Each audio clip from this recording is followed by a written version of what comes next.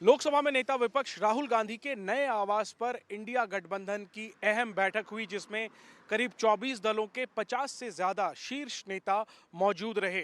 हाल में ही राहुल गांधी अपने नए आवास 5 सुनहरी बाग रोड स्थित इस बंगले में शिफ्ट हुए हैं। नेता विपक्ष के तौर पर उन्हें ये आवास आवंटित हुआ है और इस आवास पर पहला जो एक बड़ा कार्यक्रम आयोजित हुआ वो इंडिया गठबंधन के तमाम नेताओं के लिए एक डिनर मीटिंग रखी गई, जिसका न्योता राहुल गांधी ने खुद तमाम नेताओं को फोन पर दिया था। और उसी का परिणाम हुआ कि इंडिया गठबंधन के तमाम बड़े नेता, ममता बनर्जी और स्टालिन को छोड़कर तमाम बड़े नेता जो हैं वो राहुल गांधी की डिनर मीटिंग में मौजूद रहे। इस बैठक में इंडिया गठबंधन की जो आगे की रणनीतियां हैं उसको लेकर बात हुई। खासतौर पर चुनाव आयोग के खिलाफ जो मुहिम है, चाहे वो बिहार में एसआईआर की प्रक्रिया जो चलाई जा रही है उसके विरुद्ध हो, या फिर कर्नाटक में जो वोटर लिस्ट में कथित गड़बड़ी का मामला सामने आया है, जिसका खुलासा खुद राहुल गांधी ने प्रेस कॉन्फ्रेंस में दिया। इन मुद्दों को लेकर के चुनाव आयोग के खिलाफ जो मुहिम आगे इंडिया अलायंस की रहने वाली है उसको लेकर चर्चा हुई। बैठक की जो शुरुआत हुई उसके सबसे पहले राहुल गांधी ने कर्नाटक में वोटर लिस्ट का जो मामला है और जो उनका आरोप है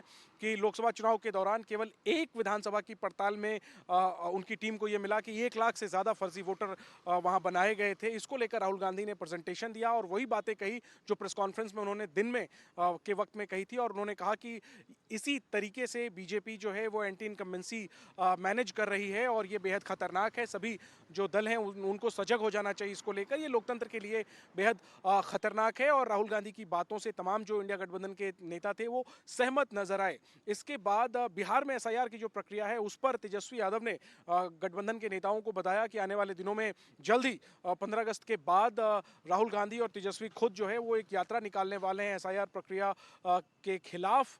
और इसके समापन के मौके पर जो है वो तेजस्वी ने सभी गठबंधन के नेताओं को न्योता दिया बिहार में इकट्ठा होने का। 1 सितंबर को राहुल और तेजस्वी की यात्रा बिहार में समाप्त हो सकती है और उस दिन इंडिया गठबंधन के तमाम नेता जो हैं वो बिहार में इकट्ठे होने वाले हैं।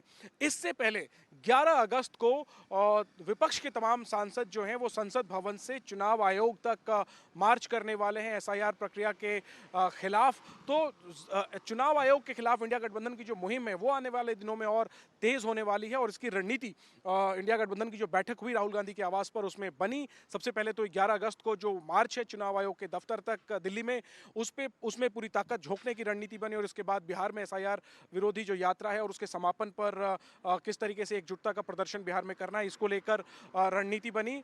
लेकिन नजरें जिस बात पर थी उस पर कोई औपचारिक चर्चा नहीं हुई। दरअसल उपराष्ट्रपति पद को लेकर जो चुनाव होने वाला है उसमें विपक्ष साझा उम्मीदवार उतारने पर विचार कर रहा है। हालांकि जो बैठक हुई उसमें कोई औपचारिक चर्चा नहीं हुई। हालांकि अनौपचारिक तौर पर नेताओं ने जरूर, आला नेताओं ने आपस में उपराष्ट्रपति चुनाव के जो तमाम हालात हैं उस पर बातचीत की। हालांकि फिलहाल उपराष्ट्रपति चुनाव को लेकर विपक्ष ने अपने पत्ते साफ नहीं किए, क्योंकि जो बैठक हुई उसमें औपचारिक तौर पर तो कोई चर्चा हुई ही नहीं। तो फिलहाल विपक्ष का और इंडिया गठबंधन का साफ दिख रहा है लक्ष्य चुनाव आयोग पर दबाव बनाना और एसआईआर की प्रक्रिया के मुद्दे पर जो है वो एक तरीके से एकजुट होना। क्योंकि इंडिया गठबंधन को लगता है कि फिलहाल तो ये प्रक्रिया बिहार में चल रही है, लेकिन आने वाले दिनों में ये अन्य राज्यों में भी करवाई जाएगी, देश भर में करवाई जाएगी। और इसे इंडिया गठबंधन जो है वो वोट बंदी करार दे रहा है। तो चुनाव आयोग निशाने पर है इंडिया गठबंधन के और मुहिम आने वाले दिनों में और तेज होने वाली है। इसको लेकर राहुल गांधी के घर जो बैठक हुई उसमें चर्चा हुई और रणनीति बनी कि अब 11 अगस्त को दिल्ली में प्रदर्शन किया जाएगा। इसके बाद बिहार में जो यात्रा होगी उसके समापन के मौके पर भी जो है इंडिया गठबंधन के तमाम जो नेता हैं वो बिहार में इकट्ठे होंगे।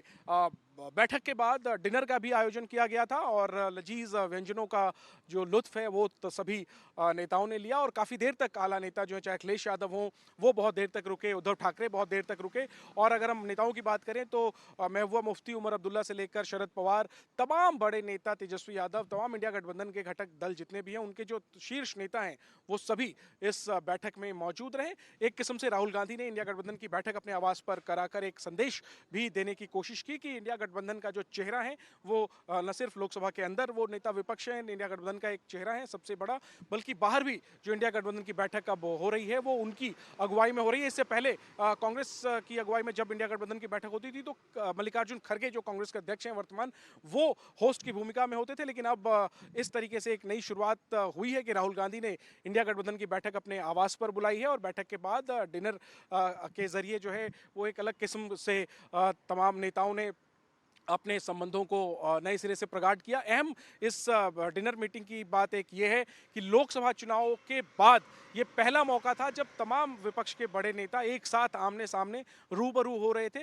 लोकसभा चुनाव के तकरीबन साल भर बाद पिछले महीने 19 जुलाई को इंडिया गठबंधन की एक बैठक हुई थी, लेकिन वो ऑनलाइन हुई थी, वर्चुअल माध्यम से हुई थी। और इसके बाद ये मौका जब तमाम इंडिया गठबंधन के बड़े नेता एक साथ एक जगह पर इकट्ठे हुए, बैठक की और आने वाले दिनों में और कार्यक्रमों की रणनीति बनाई। और फिलहाल एक सूत्री कार्यक्रम इंडिया गठबंधन का जो नजर आ रहा है वो है चुनाव आयोग पर दबाव बनाना और चुनाव आयोग की जो एसआईआर की प्रक्रिया है उसका विरोध करना, उसके खिलाफ गोलबंद होना। और साथ में जो पिछले चुनाव में चाहे कर्नाटक का मामला हो या महाराष्ट्र का मामला हो, उसको लेकर जो मामले सामने आ रहे हैं, राहुल गांधी जो गड़बड़ी के आरोप लगा रहे हैं चुनाव आयोग पर, उसको लेकर के और सुर बुलंद करना।